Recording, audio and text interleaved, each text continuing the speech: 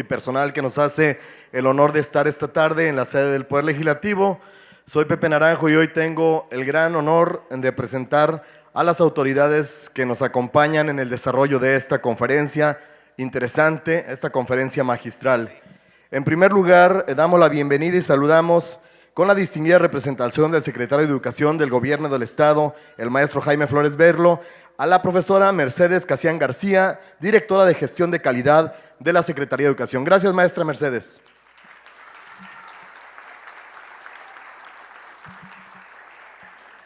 Igualmente, con la distinguida representación del rector de la Universidad de Colima, el maestro José Eduardo Hernández Nava, asiste a esta conferencia la maestra Azucena Evangelista Salazar, directora del Centro Universitario de Estudios de Género. Bienvenida, maestra.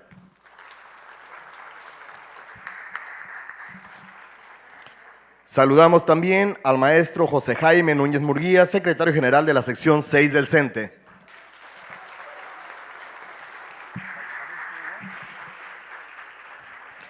Me comentan que está por llegar el maestro Heriberto Valladares Ochoa, secretario de la sección 39 del CENTE, también en unos momentos más. Pero está el personal de esta sección, siempre entusiasta. Bienvenidos a todos. Y por supuesto, por parte del Poder Legislativo, saludamos al diputado Vladimir Parra Barragán, presidente de la Comisión de Gobierno Interno y Acuerdos Parlamentarios. Nos acompaña la maestra Rosalba Farías Larios, presidenta de la Comisión de Educación y Cultura. La diputada Araceli García Muro. La diputada María Guadalupe Berber Corona. Y la diputada María Remedios Olivera Orozco. Y por supuesto solicito un aplauso muy especial para el ponente de esta tarde, el maestro José Antonio del Pino Fernández, jefe de la Oficina de Educación de la Embajada de Cuba en nuestro país. Bienvenido, maestro.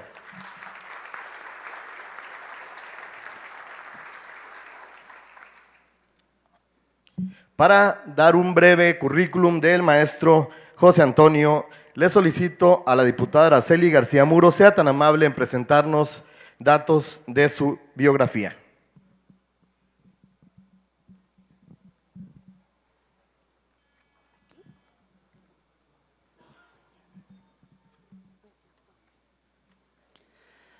Buenas tardes, bienvenidos sean todos. Maestro en Ciencias de la Educación, José Antonio del Pino Fernández. Desde el año 2016, primer secretario de la Embajada de la República de Cuba y jefe de la Oficina de Educación. Nació el 30 de octubre de 1970. Nació en Cienfuegos, Cuba, y sus estudios son licenciado en Educación Especial, Geografía, Universidad de Ciencias Pedagógicas, Félix Varela, Villa Clara, 1994. Máster en Ciencias de la Educación, Universidad Carlos Rafael Rodríguez, Cienfuegos, Cuba, 2008. Diplomado en Didáctica y Metodología Pedagógica, Universidad Carlos Rafael Rodríguez, Cienfuegos, Cuba, en el 2011. Diplomado en Administración Pública en la Universidad de La Habana en el 2012. Profesor titular de la Facultad de Pedagogía en la Universidad de Cienfuegos desde el 2014.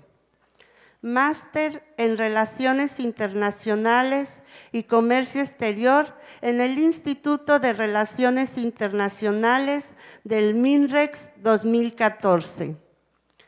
Ha cursado más de 25 posgrados en el área de las ciencias pedagógicas, el tratamiento de los contenidos de geografía e historia y lo relacionado con el estudio del trabajo educativo y preventivo en los adolescentes. Se desempeñó como vicepresidente del Consejo de la administración en la provincia de Cienfuegos. Fue el director de Escuela Secundaria Básica, Bachillerato, Dirección de Educación en el Municipal y Dirección de Educación en la provincia de Cienfuegos. Cedo el uso de la voz a Pepe Naranjo para continuar con el orden del día. Gracias, diputada. Y justamente una vez después de haber escuchado la presentación que nos hace la diputada Araceli García Muro, cedemos el micrófono al maestro José Antonio del Pino Fernández para que nos presente la conferencia magistral El Sistema Educativo Cubano. Adelante, maestro.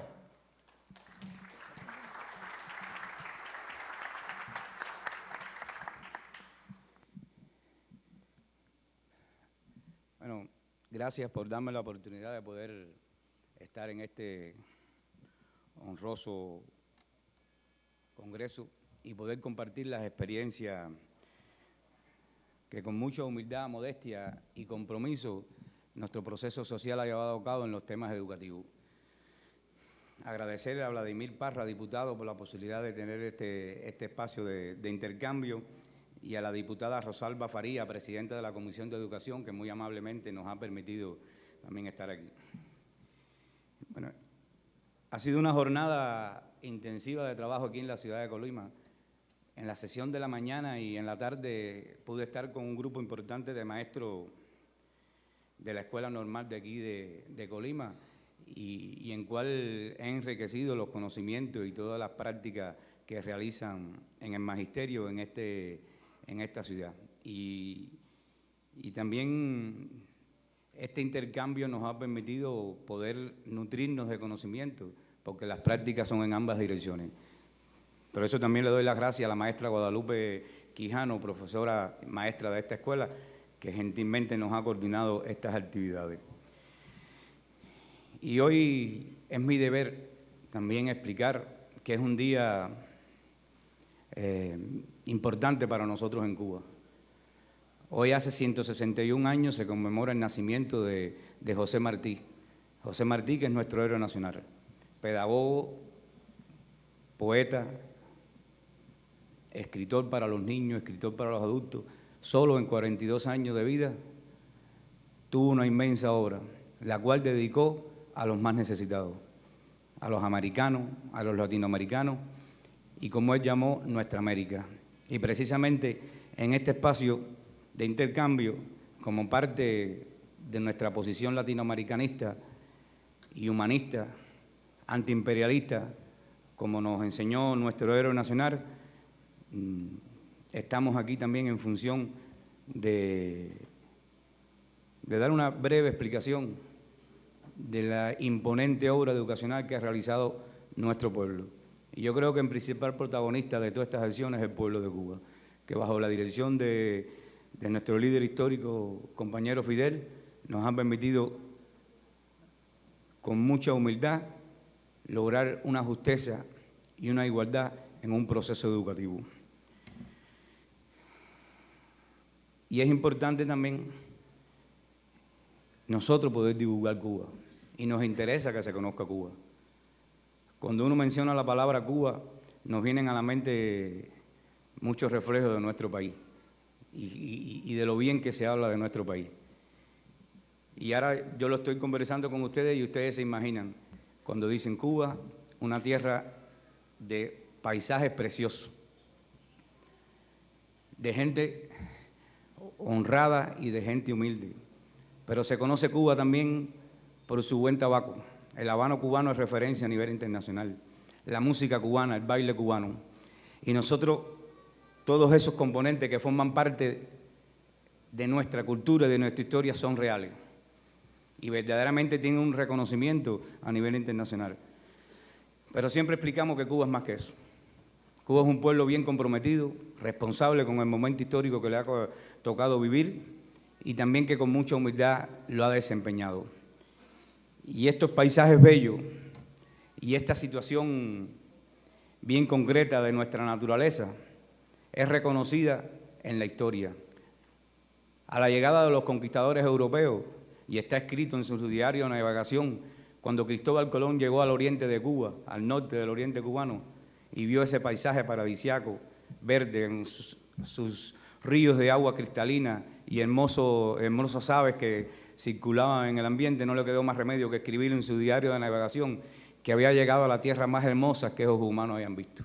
Y verdaderamente ese es mi país, una tierra bella y bien comprometida, que también ha tenido un decruzar en la historia y que ha transitado por situaciones bien complejas.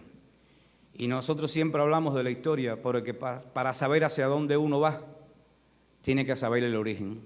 Y hay que estudiar nuestra cultura, hay que estudiar la historia de Cuba para saber cómo se gestó la identidad nacional cubana, cómo se gestó el pueblo cubano y por qué defendemos un proceso revolucionario. Cuba, o nuestra isla poblada por aborígenes con un poco nivel de desarrollo prácticamente en la comunidad primitiva a la llegada de los colonizadores. No teníamos la situación que, por ejemplo, tenía México, con una gran cultura y majestuosa y empeños en los conocimientos y adelantos científicos técnicos de la época. Cuando los conquistadores españoles llegaron aquí no descubrieron nada, porque este era un país con una cultura impresionante. La Ciudad de México, ciudad de Tenochtitlán, tenía más habitantes, más higiene, más cultura que cualquier ciudad europea, dígase París, dígase Francia y dígase Roma. Fue impresionante lo que ellos encontraron aquí.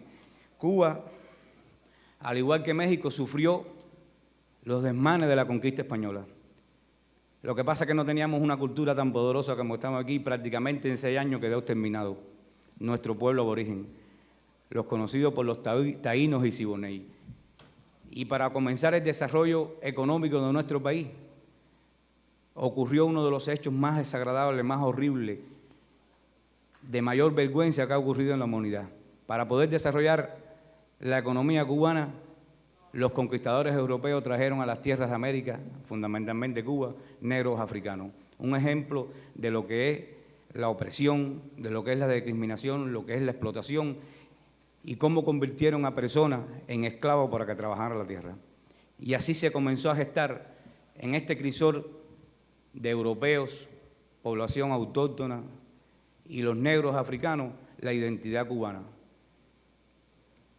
Casi 60 años después que México es libre, comienzan las guerras de independencia de nuestro país. En 1868, Carlos Manuel de Céspedes, un hacendado rico, le da la libertad a los esclavos y ocurre un hecho importante en la historia. Más que darle la libertad, los invita a que vengan a la contienda revolucionaria, a las gestas de independencia. Y se forma el Ejército Libertador, por criollos, por negros africanos y por la mezcla de personas que habitaban la isla en aquel momento. Y muy cerca de nosotros poder tener la conquista de nuestra independencia en la guerra necesaria, como la llamó José Martí, la cual preparó aquí en México, la cual organizó en parte de su etapa aquí en México, fuimos arrebatados de esta victoria. Y se impidió que nuestro pueblo fuera liberado del colonialismo español. Y en 1898 el ejército de Estados Unidos interviene en Cuba. Y de pasar a ser colonia de Estados Unidos, pasamos a estar ocupados militarmente por el gobierno de Estados Unidos. Eso forma parte también de lo que el pueblo cubano ha entendido, de por qué es necesaria la independencia y por qué es necesario luchar por nuestros propios esfuerzos y también por imponer nuestros principios. Y en 1902 se funda lo que supuestamente fue la República Cubana, que no fue más que una república dependiente del gobierno de Estados Unidos. La dirección de los procesos políticos y sociales de nuestro país se decidían en la Embajada de Estados Unidos. Es lo que nosotros conocemos por un proceso de neocolonia, una nueva forma de colonia. Y Cuba se convirtió en eso que yo les presento en las imágenes. Y me ilustro en la que está al centro inferior, uno de los hechos más vergonzosos que trajo consigo la ocupación militar de Estados Unidos. Y ahí están unos soldados norteamericanos que en una noche de fiesta y de huelga a altas horas de la madrugada regresaron y fíjense cómo están trepados en la estatua de José Martí y ahí sobre sus hombros hicieron las necesidades fisiológicas que los humanos realizamos. Fue un acto vergonzoso, el cual contó con todo el repudio de nuestro pueblo. Y los jóvenes valerosos de la época se incorporaron nuevamente a las luchas de independencia de nuestro país. Y tuvimos un 1 de enero, un 1 de enero de victoria que trajo la luz para nuestro pueblo y que se pretendía cambiar totalmente el resultado de nuestra historia, el resultado de las luchas de más de 100 años de contienda revolucionaria. ¿Y qué era Cuba en el año 1959? Por eso nosotros siempre lo explicamos. Y como el tema que me compete es educación, yo lo ilustro en los resultados, un grupo de indicadores del sector de la educación en el año 1959. Y por eso defendemos la revolución. Solamente teníamos 3 universidades, la prestigiosa Universidad de La Habana, la bien reconocida Universidad de Las Villas y la muy importante Universidad de Oriente. Eran las 3 instituciones de educación superior que tenía nuestro país. Solo tenía 5 escuelas para la formación de maestros. Prácticamente el 25% de la población cubana en el año 59 era analfabeta. Nosotros éramos 6,2 millones de habitantes. Y sin embargo, habían 9.000 maestros que no tenían empleo. Algo contradictorio. Teníamos maestros, no teníamos escuelas y teníamos analfabetos. Solamente 3.000 médicos para atender la población de los 6,2 millones de habitantes que teníamos. La mortalidad infantil muy alta, ejemplo y referencia del abandono que tenía la atención social de nuestro pueblo. Morían 50 niños aproximadamente por cada 1.000 que nacían vivos. Y la especialidad de medicina, la carrera de medicina tan prestigiosa hoy en nuestro país, solamente se estudiaba en la Universidad de La Habana. Una situación bien compleja, que atravesaba no solo el sector de la educación, la salud, sino el campo cubano. Las mejores tierras estaban en manos de compañías extranjeras. Prácticamente todos los servicios de nuestro país estaban en poder de transnacionales norteamericanas. Y ese fue el cambio que produjo nuestra revolución. Ahora, ¿dónde invertir? ¿Y cómo organizar para poder transformar una sociedad de bien? Y nuestra revolución marxista-leninista también está sustentada en el ideario martiano. Martí, les comentaba que nuestro héroe nacional, poeta, escritor, luchador, pero también le dedicó importantes obras para la preparación de las nuevas generaciones, a los niños y a las personas de bien. Y en una de sus obras completas él planteaba: la educación es como un árbol, se siembra una semilla y se abren muchas ramas. Hombre recogerá quien siembra escuela. Y precisamente esa es la esencia del proceso social cubano: sembrar la escuela, organizar la educación. Y ahí esa es la principal inversión que ha hecho el proceso revolucionario cubano, el proyecto social que estamos construyendo. Para poder organizar una sociedad se necesita gestar una educación de calidad. Los maestros decidimos, los maestros aportamos y los maestros podemos conducir el rumbo de una nación. Y ahí está el principal aporte que se realizó en nuestro proceso revolucionario en los primeros años de la revolución. Los cuarteles, que era donde se masacraban, se torturaban y asesinaban a los jóvenes revolucionarios, los convirtieron en escuelas. Ahí está nuestra insignia Ciudad Libertad, donde estaba el cuartel de la dictadura de Batista. En La Habana es hoy un complejo educacional. Y el antiguo cuartel Moncada en Oriente, donde también se asesinaba y se torturaba a los jóvenes revolucionarios, es la ciudad escolar hoy, 26 de julio, en la ciudad de Santiago de Cuba. O sea, donde la tiranía asesinaba y torturaba, nosotros hicimos escuela. Y en el año 1960 nuestro comandante en jefe participó en la sesión de las Naciones Unidas y fue a explicar qué era la revolución, para que el mundo entendiera y comprendiera qué era lo que se estaba desarrollando en nuestro país. Y allí explicó todos estos males que tenía nuestro pueblo y por qué decidimos cambiar nuestra historia y por qué decidimos construir una sociedad más justa. Y explicó que en solo un año se comprometía que se iba a resolver el problema del analfabetismo en nuestro país. Y precisamente en el año 1961 se lleva una de las acciones más gloriosas y más humanas que ha realizado nuestro proceso social. El 22 de diciembre de 1961, la UNESCO declara a Cuba primer territorio libre de analfabetismo en América Latina, con la participación de más de 230.000 jóvenes de las diferentes esferas de la sociedad que se incorporaron a que las personas del campo, las personas de los lugares más complejos, aprendieran a leer y escribir. Y esa es la esencia de cómo la educación fue progresivamente cambiando nuestra sociedad. Resultado después de 60 años de invertir en la educación.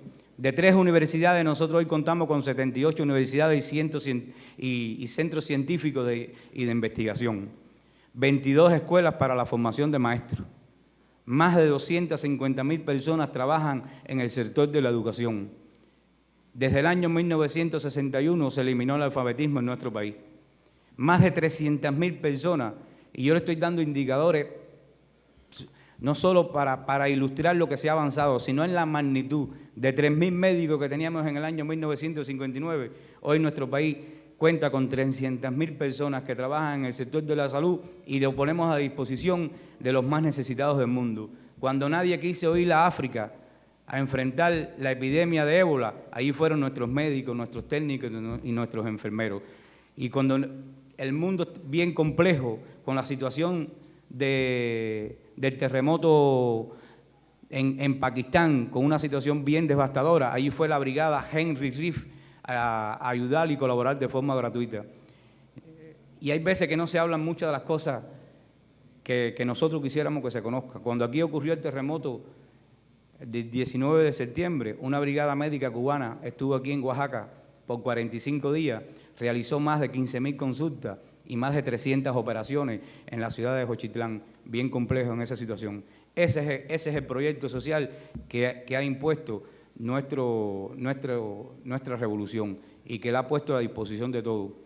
La mortalidad infantil nuestra del año 2018 fue de 4 por cada 1.000 que nacen vivos. Esto es un indicador de primer mundo de países desarrollados y realmente también es parte del humanismo que nosotros desarrollamos. La carrera de medicina que se estudiaba en una sola universidad, hoy se estudia a lo largo y ancho de todo el país con 21 universidades de ciencias médicas. Eso es parte del aporte que nosotros hemos realizado a este proyecto. Pero importante también que todo no puede ser por voluntad y que todo no sea porque se piense o se quiera. Para esto se necesita un respaldo logístico de recursos, que se puedan desarrollar todos los elementos que componen un sistema social, un sistema educativo. Y aquí aprobado en el presupuesto para el año 2019, le traemos el ejemplo de cómo el 23,7% del gasto público de nuestro país es dedicado a la educación y el 27,5% es dedicado a la salud pública y a la asistencia social. Casi el 50% del presupuesto de nuestro país está en función de los más necesitados y de la calidad de vida de nuestro pueblo. Eso también forma parte de la prioridad que se le ha dado a estos proyectos sociales. Y esto se revierte en beneficio para el pueblo. Este gasto público garantiza 226 millones de consultas médicas, 1.380.000 ingresos hospitalarios que tiene garantizado nuestro pueblo ante cualquier situación compleja que se tiene. Se garantiza la educación con esto de casi 1.500.000 estudiantes en la enseñanza básica y 155.000 estudiantes en la educación superior. ¿Cuáles son los principios básicos de nuestro sistema de educación? Bueno, en primer lugar, la educación es una responsabilidad del Estado. Desde los primeros años de la Revolución se logró que la educación nuestra fuera pública y que fuera por igual para todos, o sea, su carácter masivo y su igualdad y su oportunidad. Nosotros podemos encontrar en cualquier escuela de Cuba lo mismo sentado en un mismo pupitre el hijo de un ministro que el hijo de un obrero agrícola o de un albañil, dándole con las mismas posibilidades, con las mismas oportunidades y con la justeza de que pueda tener un desarrollo educativo armónico y sin ningún tipo de privilegio. La participación democrática de toda la sociedad.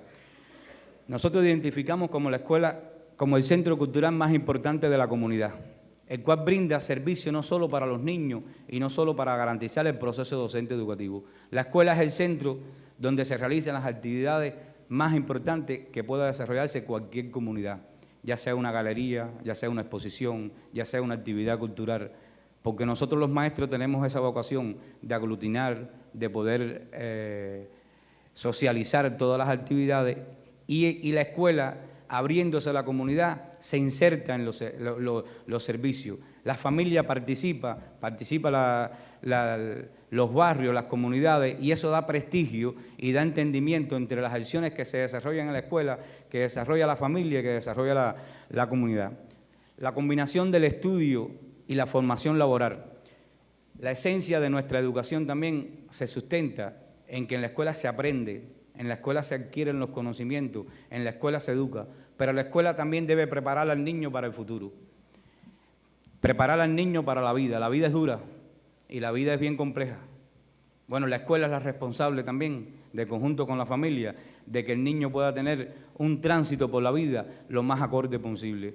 En la escuela se aprende que los niños sean laboriosos, sean responsables, se perfecciona la educación, los valores y la ética de una sociedad. Esa es responsabilidad también de la educación. La gratuidad de los servicios. Nuestros servicios son públicos y no hay que ejercer ningún pago por recibir este bien. Yo siempre explicamos que nosotros, el primer lunes de septiembre es un día de fiesta para nuestro país. El primer lunes de septiembre comienza el curso escolar. Un curso escolar en Cuba, el niño va para la escuela y no lleva ningún material. Y cuando regresa a la casa, regresa con todos los materiales necesarios para cumplir con el currículo de estudio. Sus libros, sus lápices, sus pinceles, su acuarela, su tijera, o sea, todos los materiales, acuarela, todos los materiales necesarios para que pueda tener un tránsito escolar de calidad sin que la familia tenga que generar ningún gasto. Y por supuesto la atención diferenciada y la integración escolar. Un maestro tiene que tener la capacidad de poder actuar de forma diferente ante las necesidades de un niño. Y eso parte de la preparación. Por eso para nosotros la preparación del maestro, la preparación metodológica, la preparación individual y su planificación individual es determinante. Un maestro en un salón de clase con 20 niños va a encontrar niños que proceden de familias con buenos recursos, medios recursos, familias más limitadas, y él tiene que tener la armonía de poder organizar su clase donde todos puedan recibirla y con buena calidad, y de puedan asimilarla y con buena calidad, porque ese es el otro de los aspectos que estamos también trabajando en nuestra educación. No solo brindarla, y no solo que exista la educación, sino que sea de calidad y que sea un bien para el desarrollo futuro. Y yo me detengo en este indicador de la educación superior como una parte importante en culminar una etapa de estudio de cualquier persona. Hasta el año 2017, nosotros habíamos graduado más de 1.500.000 jóvenes en nuestras universidades. Hay veces que a mí en lo personal me es complejo cuando hablo de los números aquí en México, porque nosotros somos 11,2, México sobrepasa los 130 millones de habitantes. Y entonces hay veces que los números nuestros se quedan pequeños comparado con la magnitud de lo que significa este país. 1 millón de jóvenes se pueden graduar aquí en 2, 3, 4 años, por la cantidad de personas que son y la diversidad en el sistema educacional. Pero nosotros también hemos puesto otra de las prioridades, como la educación no ha sido un bien para el pueblo cubano, no solo ha sido para nuestros jóvenes, nuestros niños. Hasta el año 2017, más de 57.000 jóvenes de diferentes países se han graduado en nuestras universidades, casi la gran mayoría de países de América Latina, de África y de Asia, de los más necesitados, porque hemos puesto también el bien de la educación cubana en las personas más necesitadas. En el año 2014 se culminaron de graduar, para ilustrarle un ejemplo, 1.400 jóvenes mexicanos de escasos recursos que fueron a la Escuela Latinoamericana de Medicina y se prepararon y se formaron allí como médicos. Y hoy prestan servicio en la geografía de México y en otros países, porque también ha existido la posibilidad de que formen parte de la brigada Henry Reef de nuestro país, que de forma desinteresada, cuando hay situaciones complejas de accidentes, de fenómenos naturales, ahí está presta la brigada nuestra para presentar nuestro servicio. se ha logrado en un vínculo con el Ministerio de Trabajo a partir de la demanda de fuerza laboral, que es una responsabilidad de este sector, o sea, del Ministerio de Trabajo, que todos los jóvenes que se gradúen tengan una ubicación laboral de acuerdo a lo que se preparó, de acuerdo a lo que estudió. Eso es una garantía también, porque ese es el costo-beneficio de una inversión que usted está haciendo para que después vaya a brindar un servicio donde sea necesario. Y un dato importante que nosotros siempre lo ponemos de referencia para poder ilustrar cómo se ha avanzado y cómo la educación ha sido masiva y ha tenido acceso a la población. El 71% de los hombres y el 77% de las mujeres que tienen 19 años más o está o ha pasado por la educación. Eso también forma parte de la calidad y del conocimiento que va alcanzando nuestra sociedad. El año 1990 en Tailandia se llevó a cabo una importante asamblea donde participaron un grupo de organismos internacionales y la gran mayoría de los países, y se trazó la estrategia para ver cómo se podía conducir las situaciones complejas de la educación en el mundo. Y se trazaron un grupo de acciones importantes. Allí cada país expresó cómo llegaba a esta conferencia. Bueno, ahí está el aporte de Cuba: territorio libre de analfabetismo, la escolaridad promedio del 9º grado en toda la población, la cobertura escolar al 100%, un docente cada 45 estudiantes y asegurada la continuidad de estudio de 9º grado y de 12º grado. 12º grado para nosotros es, o sea, el tercero o el sexto semestre de prepa aquí, como ustedes lo conocen. Hoy cuando uno estudia y busca los avances de la educación en el mundo y cuál es la referencia de los proyectos educativos que existen en las diferentes regiones de nuestro planeta, la información casi siempre nos lleva a todo lo que ha podido avanzar Corea del Sur y los países nórdicos, o sea, los países del sureste asiático. Y es verdad que hay una educación de calidad, y esa educación de calidad la tienen porque los gobiernos de estos países han invertido en la educación. Y la educación de Finlandia, Noruega, Suecia, Dinamarca, Irlanda es una educación de calidad. Y verdad que en los últimos 15 o 20 años, Corea del Sur, Singapur, Taiwán, Vietnam han tenido un importante incremento en la calidad en los servicios educacionales. Ahí yo les traigo un ejemplo de cómo pudiera transitar un niño en estos países a partir de los datos que se aportan, ¿no?, por ellos mismos. O sea, un joven que inicie la edad escolar en Corea del Sur tiene asegurado como media que estudian 15,4 años, 12 años hasta la prepa y 3 más 15, casi hasta tercer año de universidad. Pasa lo mismo en Finlandia, pero fíjense la situación compleja que tiene el continente africano. Como promedio los niños en África estudian 5,8 años, o sea, no terminan la educación primaria, una situación bien compleja. En América Latina también bien difícil, 6,1 años de estudio, o sea, apenas concluyen la educación primaria. Y aquí en América Latina yo me detengo porque contrastan mucho la situación de los países. No es lo mismo la educación Chile, Uruguay, Argentina, Costa Rica, a lo que nosotros podemos encontrar en Honduras, Guatemala, El Salvador. Ese ejemplo ahí se refleja las caravanas de migrantes. Todos los males se van reflejando después en el actuar de los pueblos. Por eso es que nosotros siempre decimos que lo más importante es invertir en la educación. En nuestro país, un joven que inicia el primer grado, como media, estudia 14 años, o sea, sobrepasa casi el segundo año de universidad. 14 años de estudio, no hay duda de que es una persona que tiene conocimiento, que puede hablar, que puede conversar, que puede entender y que puede entrar en cualquier debate. Esa es la importancia y el valor que tiene la educación, porque después esa persona preparada puede brindar un servicio, y un servicio también que sea de calidad. En el año 2000, las Naciones Unidas organizó a lo que le llamó las metas del milenio, que dieron 15 años para cumplirse. O sea, las metas que se organizaron en el año 2000, hasta el 2015, se propuso un grupo de indicadores para mejorar en un grupo de frentes sociales. Yo aquí me voy a referir a algunos de ellos a la educación. Y como escuché ahorita que me explicaban que hay un grupo de maestros Cuando nosotros hablamos entre maestros, nos podemos entender lo que yo voy a explicar ahora. Porque los porcientos no nos pueden complicar. Cuando un maestro habla de porciento y no se cumple al 100, siempre se queda un grupo de niños que no vencen, que no traspasan, que no pueden promover a los siguientes grados o enseñanza. Y por ejemplo, ahí está uno de estos indicadores para cumplir en el año 2015. Planteaba extender y mejorar la atención a la educación en la primera infancia a un 80%.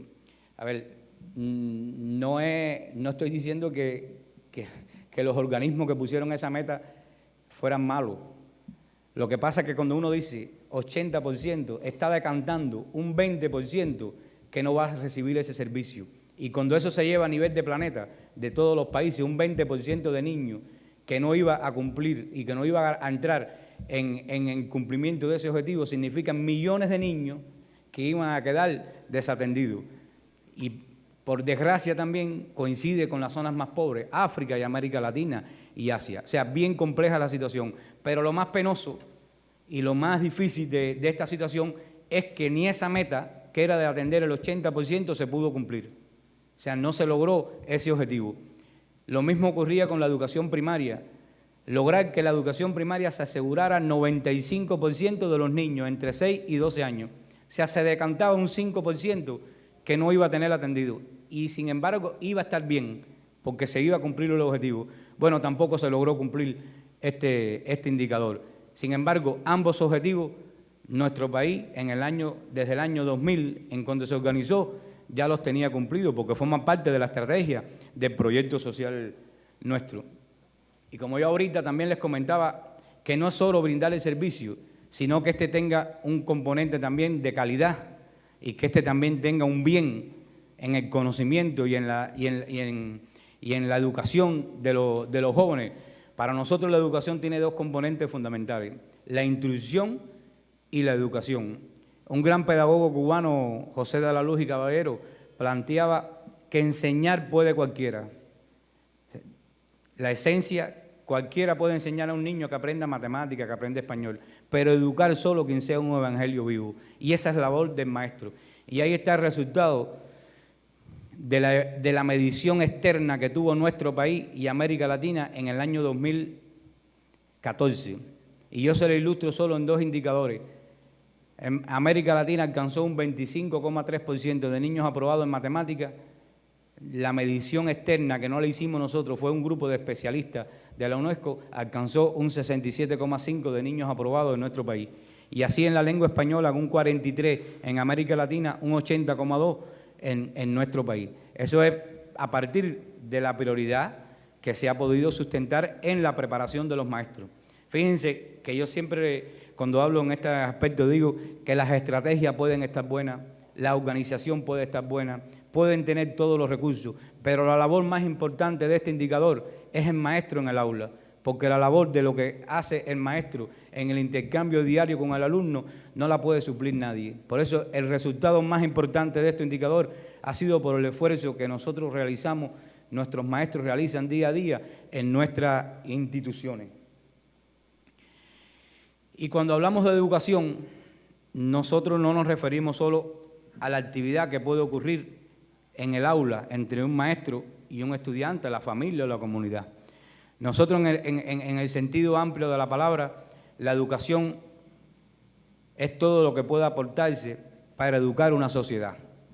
Y no queda ninguna duda que la cultura y la práctica sistemática del deporte también forman parte muy congruente de la educación de cualquier sociedad.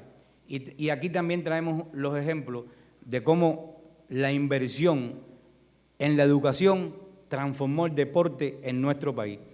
Cuba en el año 1959 tenía un reconocimiento importante prácticamente en dos deportes que éramos reconocidos. Somos una tierra de excelente béisbol, como nosotros le decimos peloteros. Nuestros peloteros siempre fueron de los más avanzados en el área del Caribe y su incorporación a las llamadas Grandes Ligas, donde se juega el mejor béisbol del mundo. Ahí tuvimos excelentes peloteros. Miñoso, Martín Digo, Adolfo Luque. Martín Digo, fíjense que está en el Salón de la Fama de Venezuela, de México, de Estados Unidos y de Cuba, por todo lo que aportó al tema del béisbol. Excelentes bolseadores y muy reconocido Kid Chocolate, Kid Gavilán, y aquí me hablan mucho de un cubano que en los años 50 le apodaban Mantequilla, de excelente aporte al tema del boxeo. Esa era la esencia del deporte en Cuba antes del año 59. Y por ejemplo, en Juegos Olímpicos, para ilustrarlo en datos, nosotros llegamos a alcanzar desde el año 1896, la primera Olimpiada en Atenas, hasta la Olimpiada de 1956 en Melbourne, 12 medallas. Pero fíjense cómo yo los ilustro ahí. De ellas, 10 estaban dominadas por 2 atletas, los excelentes esgrimistas Ramón Font y Manuel Dionisio Díaz. Esa era la esencia del deporte. Y teníamos un campeón mundial en ajedrez, como se le llamó la máquina de jugar ajedrez, nuestro campeón José Raúl Capablanca. Esa era la esencia del deporte en nuestro país. ¿Cómo se practicaba el deporte? Selectivo, para los pudientes, en los llamados clubes, los yacht club, donde se agrupaban las personas que tenían dinero y podían pagar, iban a jugar highlight, tenis y remo, que era lo que se practicaba también como un problema de ocio.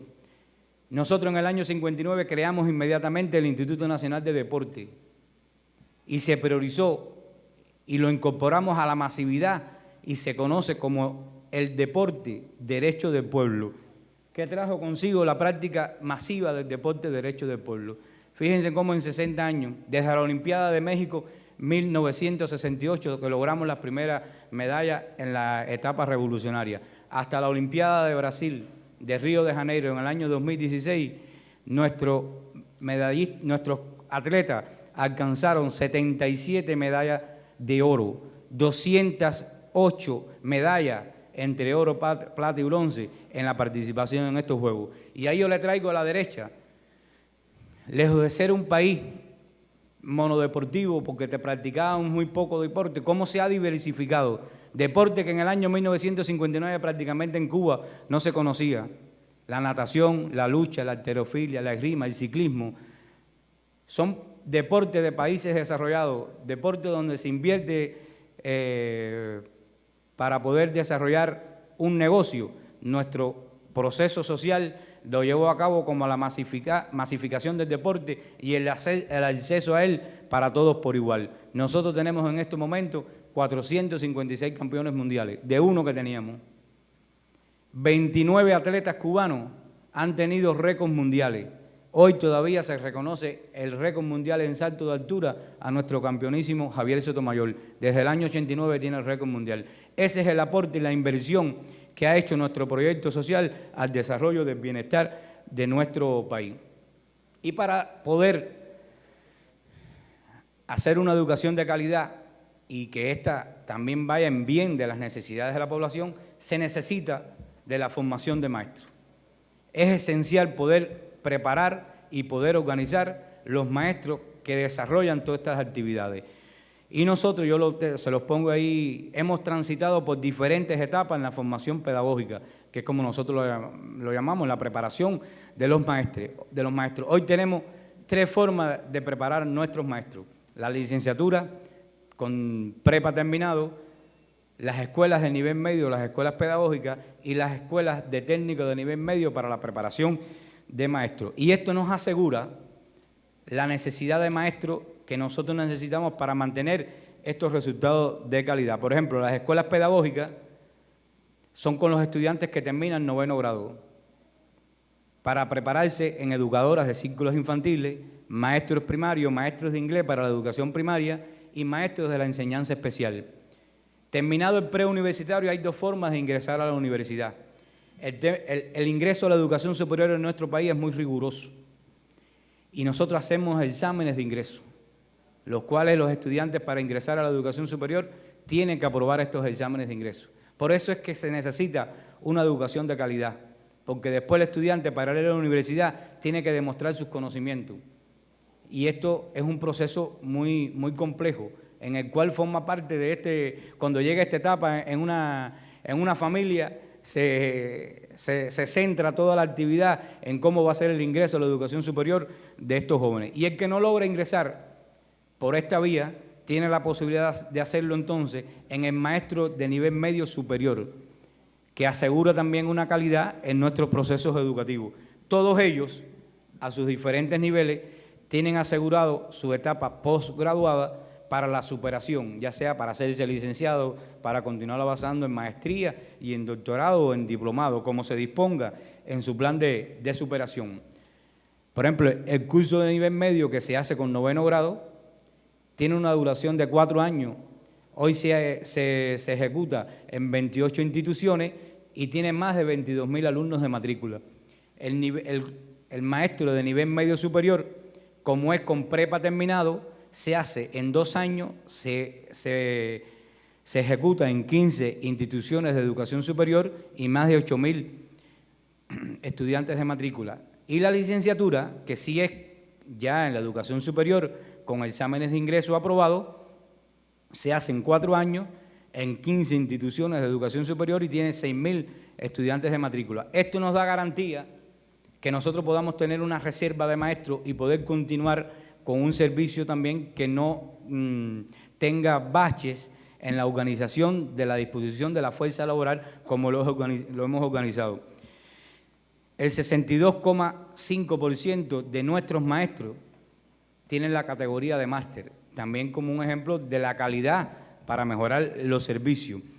Y contamos con 231.000 maestros que realizan la actividad de la educación. Todos estos estudiantes que están en centros de preparación de maestros cuentan con sus tutores y cuentan con la garantía para que puedan transitar hacia un éxito en su graduación.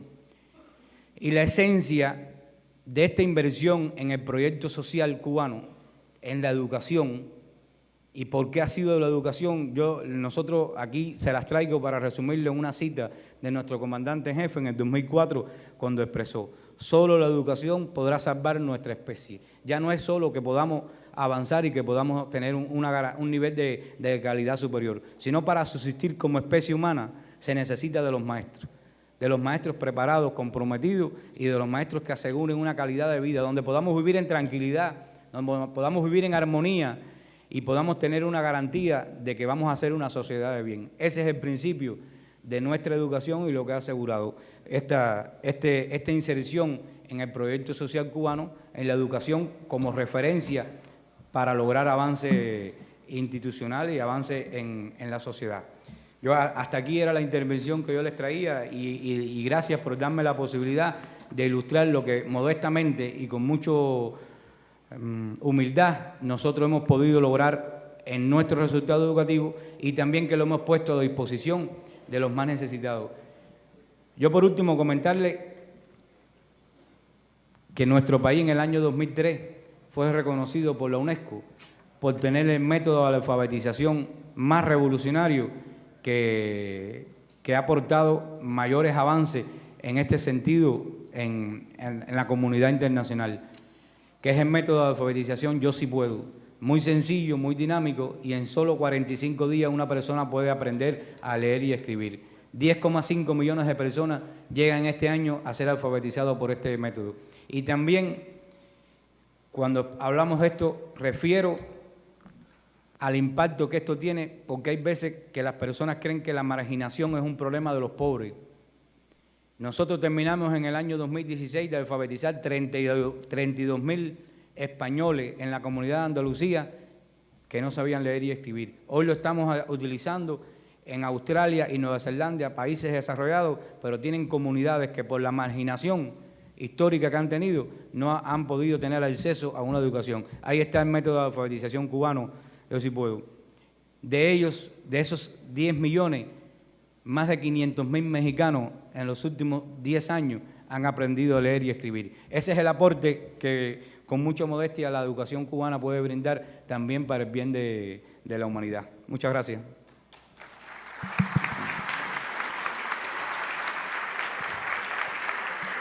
Más que merecido este aplauso para el maestro José Antonio del Pino Fernández, que durante esta conferencia magistral nos ha ilustrado sobre la importancia y la trascendencia de la educación en Cuba y su aplicación en diferentes países del mundo. Así es de que muchos datos, muchas estadísticas, muchos testimonios de la importancia de la educación que le agradecemos al maestro José Antonio del Pino Fernández. Y como siguiente punto en el orden del día, el maestro atenderá, en virtud de que la gran mayoría de este auditorio son maestros y maestras, el maestro atenderá dudas, inquietudes, planteamientos, y dejo para ustedes el uso del micrófono. Les pedimos que vayan solicitando el uso de la voz, les acerco el micrófono y el maestro contestará brevemente cada intervención.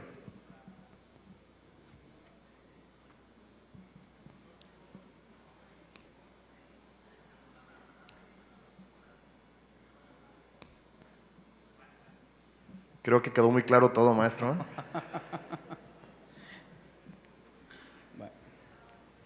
Inquietudes, planteamientos, comentarios, maestras, maestros. Por acá.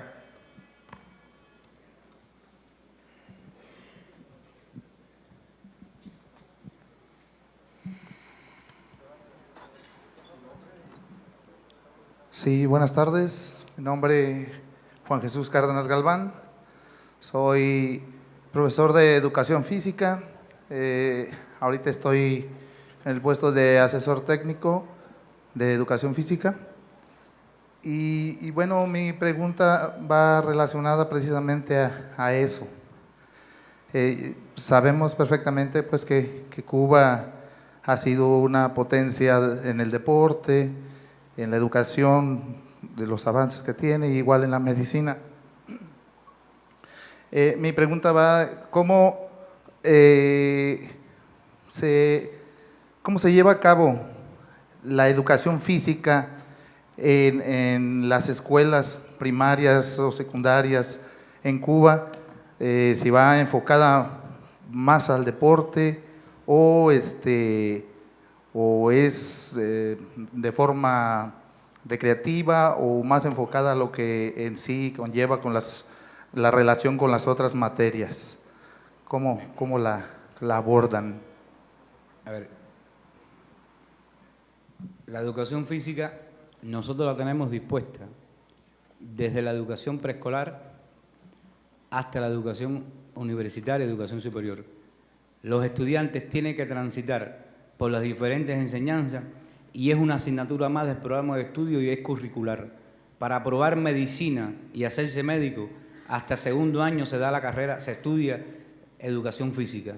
Ahora, técnicamente, los maestros son de educación y los maestros son responsabilidad del Ministerio de Educación, pero la parte técnica del deporte y de la educación física corresponde al Instituto Nacional de Deporte y hay una integración entre ambos organismos que permite metodológicamente y administrativamente poder armonizar toda la práctica de la estrategia deportiva de los estudiantes, ya sea en la primaria, en la secundaria, en el preuniversitario o en la universidad. Y le corresponde a los especialistas elaborar cuál es la práctica del deporte o la educación física que se va a desarrollar, de acuerdo a la edad. Y están en los programas de estudio cuáles son los deportes que se practican en la primaria, cuáles son los deportes que se practican en la secundaria y que se practican en el preuniversitario. Y el estudiante tiene la posibilidad de decidir y de incorporarse. Y aparte de la clase de educación física, nosotros tenemos también en esta estrategia de integración en los horarios únicos de las escuelas, la práctica del deporte.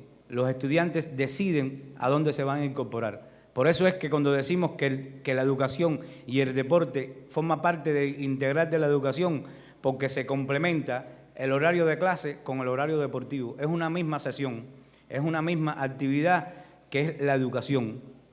Y técnicamente los especialistas del deporte deciden cómo hacerla, pero sí forma parte de la malla curricular de todas las enseñanzas, porque es calidad de vida, porque también es distracción para los estudiantes, porque es necesario también y porque es la base del desarrollo deportivo nuestro, porque los profesores de educación física tienen la responsabilidad de identificar los talentos deportivos que después, en la otra etapa de preparación, van a las escuelas especializadas del deporte, que es lo que nosotros conocemos como las EIDE, Escuelas de Iniciación Deportiva, para ya perfeccionar aquellos adelantos, aquellas técnicas que se necesitan para los jóvenes que se destacan en diferentes deportes.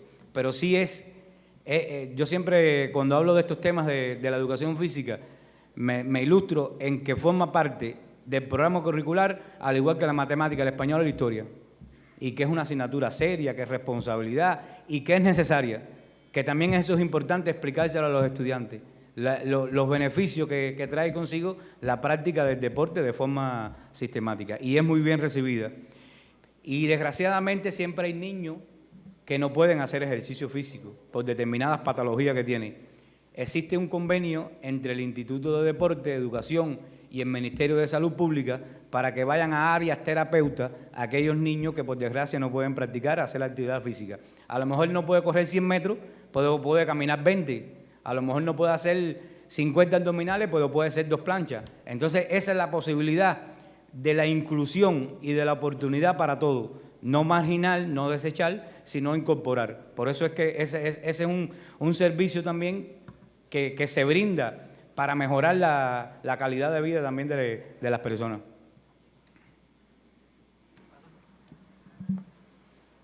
Buenas tardes, mi nombre es Oscar Valdivia, de la sección 39. Yo soy maestro de primaria y de secundaria. Lo quiero felicitar por esta ponencia magistral. Quisiera preguntarle si cuentan en las escuelas cubanas, en la primaria y secundaria, con medios electrónicos, si ustedes consideran que los medios electrónicos son importantes para el desarrollo educativo, y también preguntarle acerca de los distractores que tienen la juventud cubana, porque por ejemplo aquí en México nosotros tenemos muchos distractores de nuestros niños, que ya la mayoría por cuestiones de seguridad es preferible tenerlos en nuestras casas y ahí viendo mucho con los medios, tabletas, teléfonos, se pierden en lo que deberían de concentrarse. En Cuba controlan eso desde el gobierno o los padres, o si cuentan con, no sé si me explico. Sí, yo te entiendo perfectamente. Muchas gracias. Gracias. A ver, las tecnologías educativas es una necesidad. La educación está en constante cambio, transformación y evolución. Y si no nos incorporamos al desarrollo científico-técnico, la educación nos brinda una garantía de continuidad al servicio.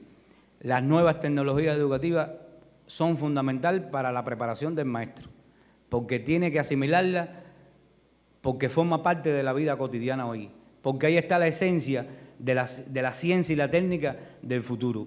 En todas nuestras escuelas existen laboratorios de computación y hay un programa nacional que sí está organizado desde la dirección del gobierno, que es la informatización de la sociedad cubana. Y parte de la informatización está en que sea para asegurar conocimiento, para asegurar bienestar, para que sea para el desarrollo de nuestro propio país. Las principales inversiones en la informatización en estos momentos en el país están en el sector educativo y en el sector científico-técnico, porque es necesario y es una utilidad. Y nosotros sí lo vemos como una prioridad y algo muy importante. Ahora, lo que usted me decía, a ver, Cuba es un país abierto y percibe todas las influencias que existen en el mundo moderno de hoy. Y es imposible regular hoy. No hay forma de regular la información. Hay una cantidad de medios tecnológicos y de forma de transmitir la información que eso no es posible, además no es necesario. Lo más importante es educar a las personas para que decidan qué es lo que van a ver. Esa es la labor que desarrollamos nosotros en la escuela hoy. Porque lo mismo que se ve aquí se ve en el mundo entero. Y lo mismo que complejice una sociedad aquí lo puede complejizar en cualquier mundo, en cualquier lugar. ¿Dónde está el valor de la educación? Que conlleve a que el estudiante pueda decidir qué es lo que él necesita, el joven, el niño, para él poder ver y para él poder actuar. Porque tampoco podemos asegurar, nadie puede asegurar de que un joven no va a ver algo que sea malo. Aunque nosotros no queramos, lo va a ver. Porque esta es lo que usted explicaba, las tabletas, los teléfonos, la internet, la conexión, es un amigo, a lo mejor en la casa tuya no lo ve, pero se va para la casa del amigo y lo pueden ver en casa del amigo. Entonces, la responsabilidad nuestra es el actuar consciente ante estas situaciones que se presentan hoy. Yo sí, en este sentido es importante explicar que nosotros hemos logrado una sociedad tranquila. O sea, no, en nuestro país hay una garantía social y hay una garantía de tranquilidad ciudadana y de convivencia, y que permite que los jóvenes y los niños, de forma, o sea, solos, puedan organizar sus juegos, sus actividades recreativas, culturales, y no hay que estar en ese asunto de medio como que con miedo a que pueda estar en algún lugar. A ver, los cuidados siempre hay que tenerlo, la seriedad en el actual hay que tenerlo, pero nosotros sí vivimos en una sociedad que nos permite que los niños y los jóvenes puedan tener un comportamiento sin ningún tipo de dificultad en la sociedad, sin que existan amenazas y sin que existan complejidades de este tipo. Y nos da también la seguridad de que los maestros puedan participar e incorporarse a esas actividades. Nosotros tenemos un programa de recreación sana que se dirige desde el Ministerio de Educación, donde participa Cultura, donde participa el INDE, donde participan diferentes organismos como son la Unión de Jóvenes Comunistas, los CDR, la Federación, la Asociación de nuestros campesinos, que permiten también dar actividades a nuestros niños, porque la actividad, si tú no se la organizas, si uno no la prevé, los jóvenes y los niños van a hacer lo que ellos quieran. Por eso es importante que haya un espectro de posibilidades de acceso a lo que el joven decida hacer, a lo que el joven se proponga hacer. Nosotros tenemos 2 canales educativos en la televisión cubana, que la responsabilidad de esos canales es precisamente transmitir programas educativos que garanticen también lo curricular y que garanticen también la recreación. Pero es esencial para nosotros poder desarrollar una sociedad, contar con las nuevas tecnologías. Tienen que ser un apoyo y tienen que constituir una garantía del servicio, porque el mundo va avanzando en la ciencia y la educación tiene que ir al mismo nivel de la ciencia.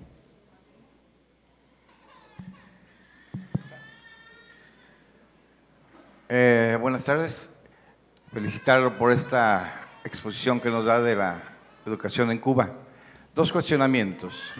Uno, el primero sería, ¿cuál es el proceso que hace el Ministerio de Educación o las escuelas de educación para seleccionar a los futuros docentes? ¿Cuál es ese proceso que sigue para seleccionarlos? Es decir, tú te vas a licenciatura, te vas a alguna maestría, posgrados, etcétera.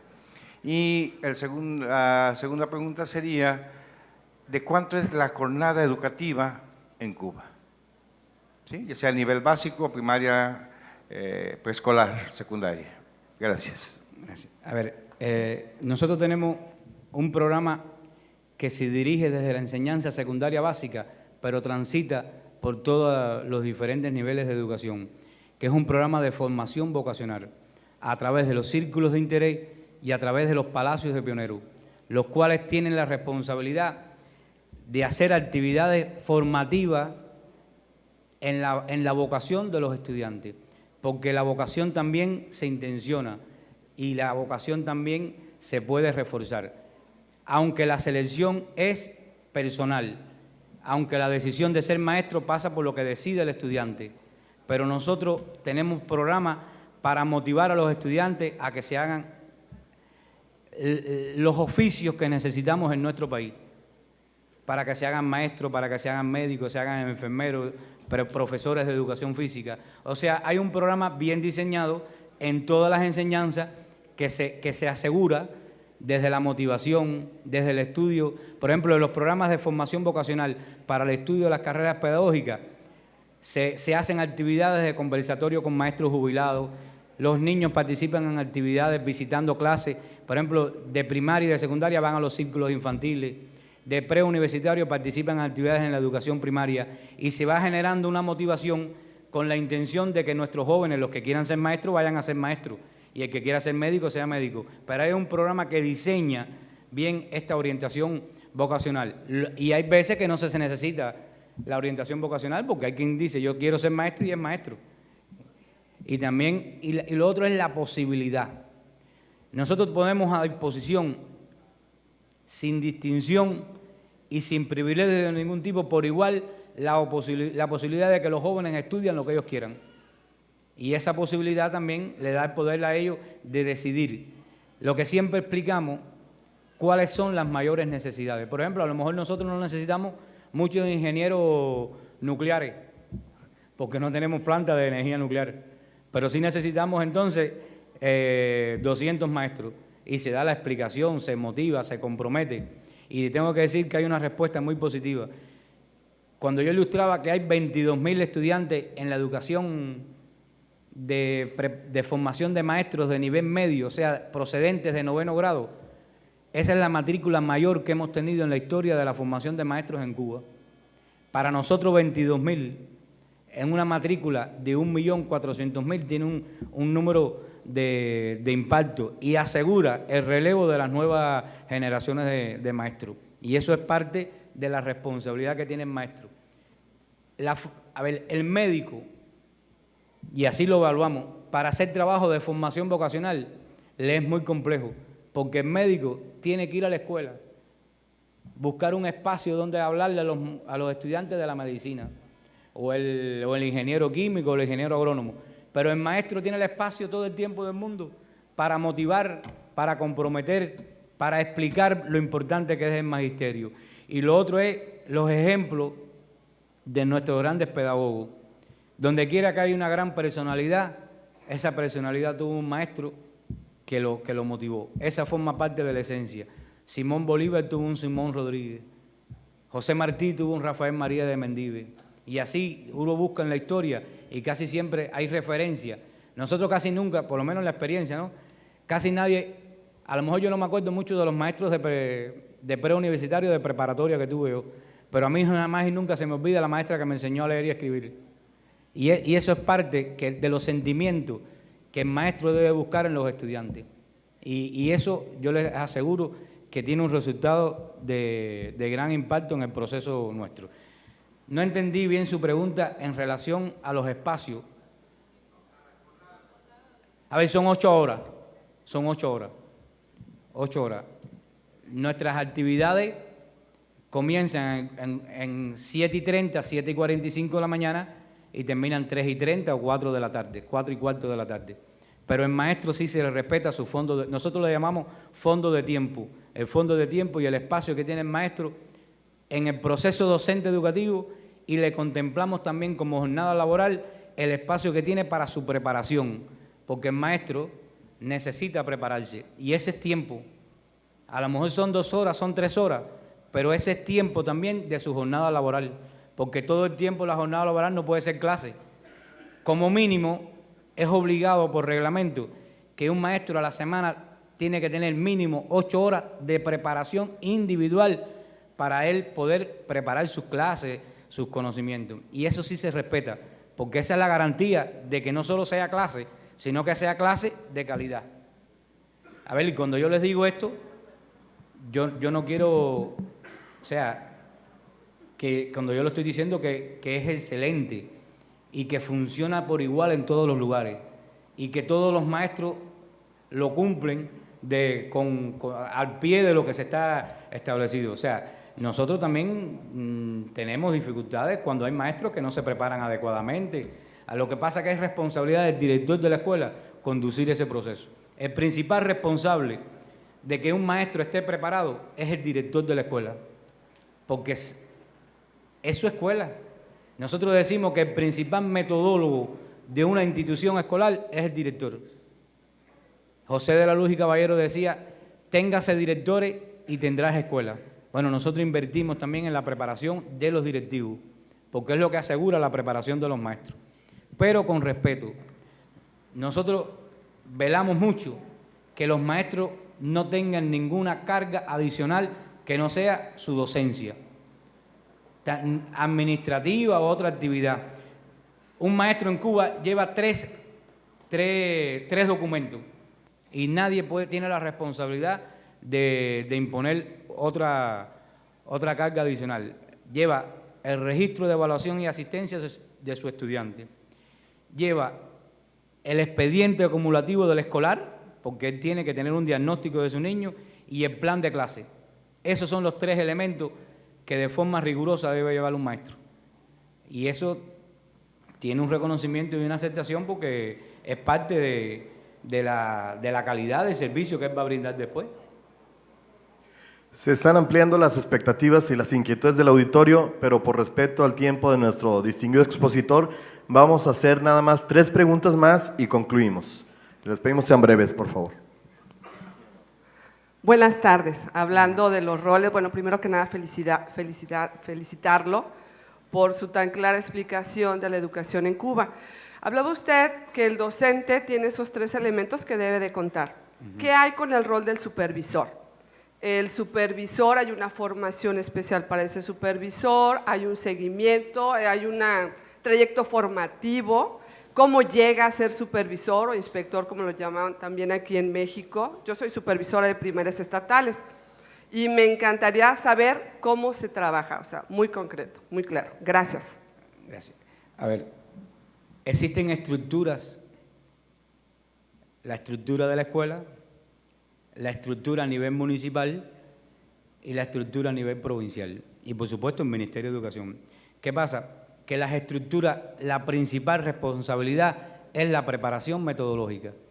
Todas las enseñanzas a los diferentes niveles tienen equipos metodológicos que su responsabilidad es estar en la escuela para contribuir a la preparación del maestro. Y existe un pequeño grupo de supervisores o inspectores que su responsabilidad es fiscalizar cómo se cumple la política en la institución escolar. A través de visitas, a través de evaluaciones, a través de observaciones, y se organiza un plan de actividades de cómo la Dirección Municipal de Educación va a actuar los 24 días del mes en las diferentes escuelas. Pero tiene la responsabilidad de que el actuar en primer lugar es con los directivos, porque quien trabaja con el maestro de la escuela es el director de la escuela. Esa es la responsabilidad, para crear una línea de estructura de dirección que permita que todo no sea contra el maestro. Porque entonces el maestro, fíjense, ¿por qué hay que cuidar al maestro? Porque al maestro le evalúa la familia, al maestro le evalúa el niño, el estudiante, al maestro le evalúa el supervisor, pero está el supervisor del municipio, de la provincia. Cuando uno viene a ver, entonces todo el mundo es enfocado contra el maestro. Y lo más difícil que hay es la clase. El proceso más difícil que existe en educación es el actuar del maestro en la clase. Por eso es que nosotros le damos el valor más importante a la célula fundamental del proceso docente educativo, que es la clase. Y se protege la clase. Y eso nos ha dado a nosotros un resultado importante. Los supervisores sí tienen que emitir un dictamen todos los meses de cómo se cumple la política educacional, pero no actúan de forma coercitiva. Lo hacen a través de los equipos metodológicos, que son los responsables entonces de después resolver esas limitaciones. Es un sistema bien complejo de trabajo que lleva esfuerzo y que lleva también mucha inteligencia, porque poder atender varias instituciones escolares, supervisarlas y prepararlas es bien complejo. Pero tenemos una actividad fundamental que para nosotros nos ha dado muchos resultados, que son las comisiones de asignatura. Porque los especialistas o los supervisores pueden tener una idea general de la enseñanza, de lo que está ocurriendo en el proceso. Y como se preparan, saben cómo hacerlo.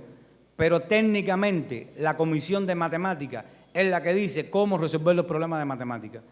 La comisión de historia es la que dice cómo resolver los problemas de la historia. Porque tiene que haber expertos que son los que dictaminan cómo actuar. Bien organizado, con un plan de actividades, con el cumplimiento de los programas de estudio. O sea, hay una organización en este sentido, pero la protección mayor es al maestro, que es lo más importante que nosotros tenemos en este actuar.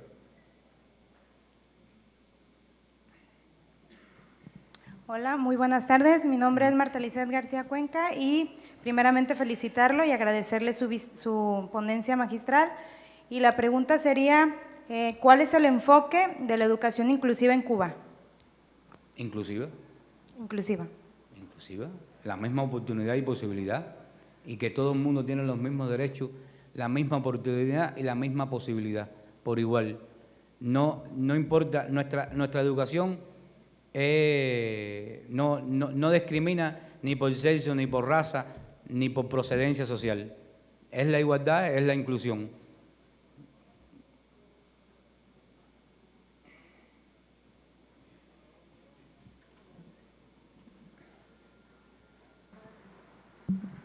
Tenemos la última pregunta y nos retiramos. Me había pedido el micro, perdón. Bueno, brevemente, yo no soy maestra, soy estudiante de la Facultad de Pedagogía y también me interesaba conocer un poco de la inclusión en la educación, porque aquí en México pues tenemos un tanto el problema del machismo. Entonces entendí por una parte que sí había una variante entre las mujeres y los hombres en cuanto a la educación. Sin embargo, también pudiera entender que entre niñas y niños sí es igual. Bueno, sí son las mismas oportunidades, pero ya en los niveles superiores, ¿qué pasa? Las mujeres que logran egresar, ¿realmente ejercen lo que estudiaron o se van pues a la atención doméstica? Y otra parte sería que usted es licenciado en educación especial. ¿Sí? En educación.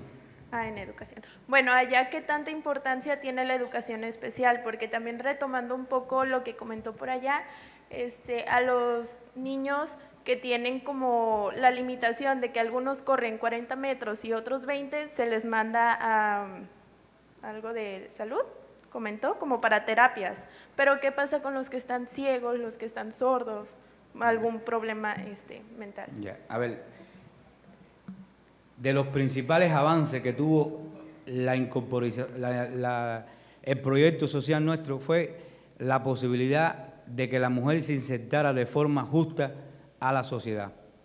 Hoy el 52% de la fuerza laboral cubana está en manos de las mujeres y el 56% de los directivos a todos los niveles de dirección, no solo en educación es más del 56%, está en manos de las mujeres. Si algo ha hecho nuestro proyecto social es darle espacio para que la mujer se respete, se reconozca, tenga el valor que tiene.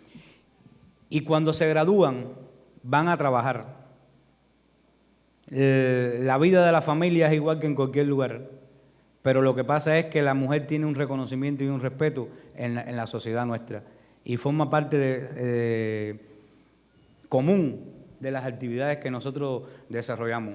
Por eso hay un reconocimiento y por eso hay un respeto. Nuestro país tiene un importante avance en el respeto hacia la mujer. El 56% del Parlamento en Cuba está representado por mujeres y también es referencia en la inserción. Cuando yo te lo ilustraba, que el 77% de las mujeres de 19 años o más ha transitado por la educación, por la universidad o está en la universidad, es un reflejo del espacio que han tomado también en nuestras instituciones.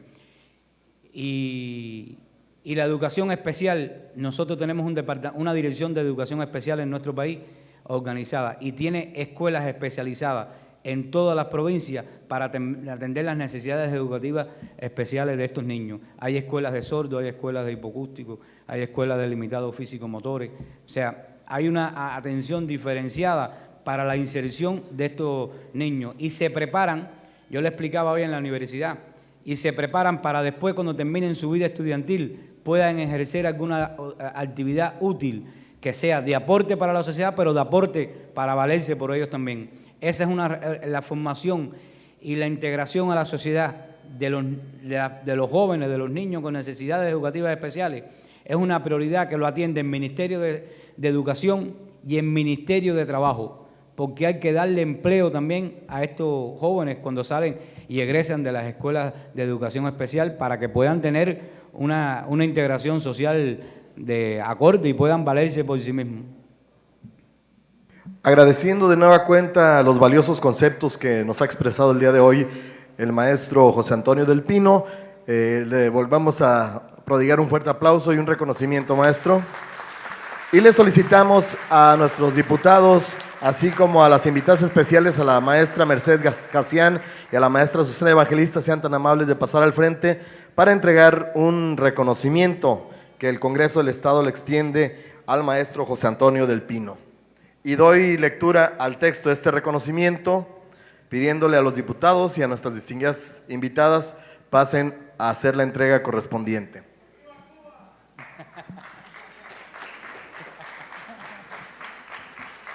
Agradecemos a la maestra Rosalba Farías, presidenta de la Comisión de Educación y Cultura, que también la conforman las diputadas Remedios Olivera y la diputada Araceli García, así como el diputado Vladimir Parra Barragán, presidente de la Comisión de Gobierno Interno y Acuerdos Parlamentarios, y por supuesto nuestras invitadas.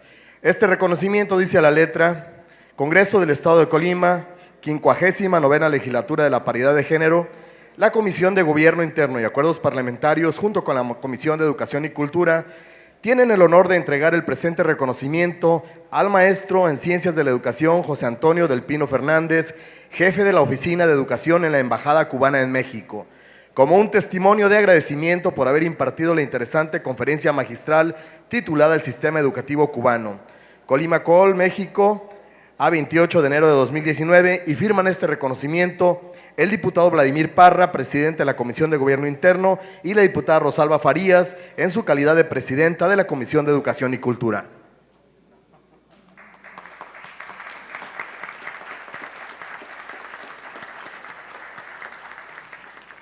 Y cedo el micrófono a los diputados Vladimir Parra y Rosalba Farías para que de manera breve agradezcan y hagan un mensaje.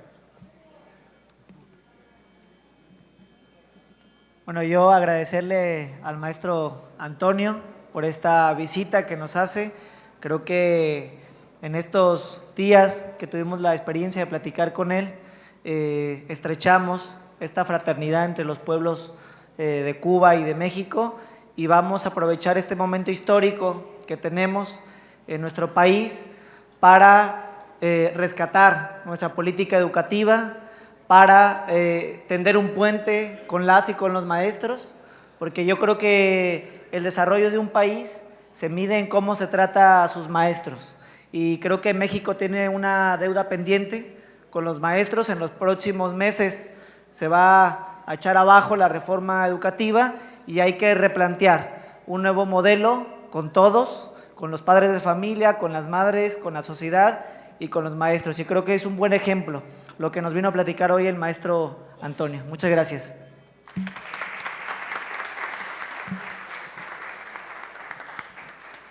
Pues nada más externarles nuestro agradecimiento en primera instancia al maestro José Antonio del Pino Fernández, porque a pesar de ser un diplomático en nuestro país, como parte de la embajada, aún con su amplia preparación, pues lo vemos y es lo que siempre hemos ponderado, que el tener más preparación nos tiene que dar también un dejo más de humildad, que es lo que él atinadamente predica.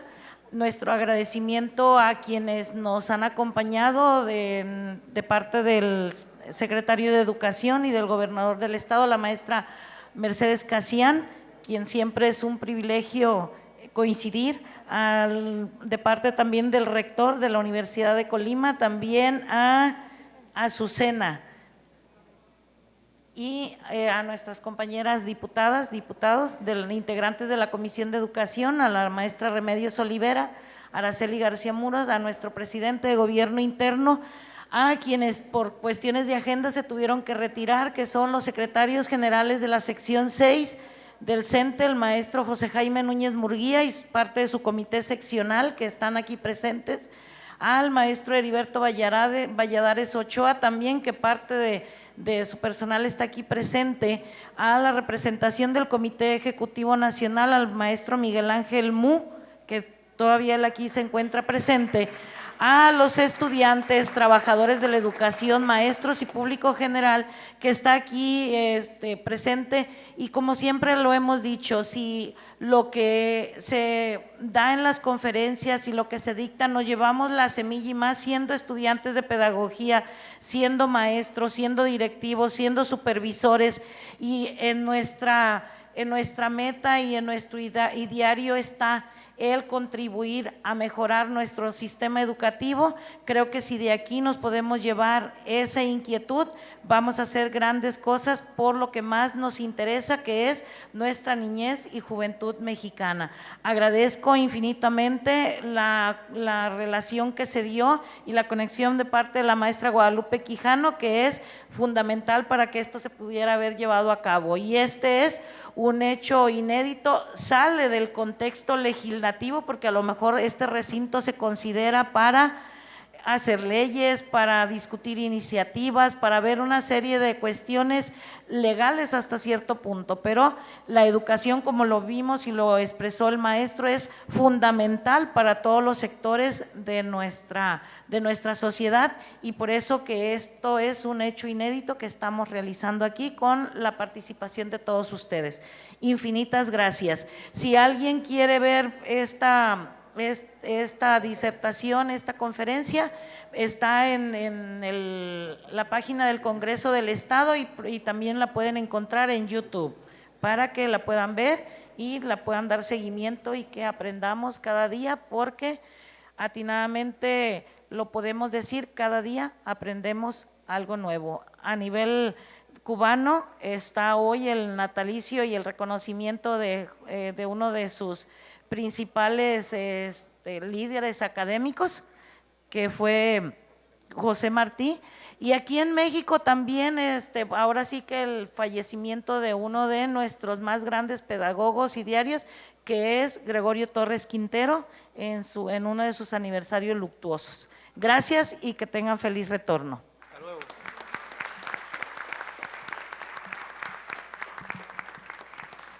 Agradeciendo la asistencia de todos ustedes, damos por concluida esta conferencia magistral.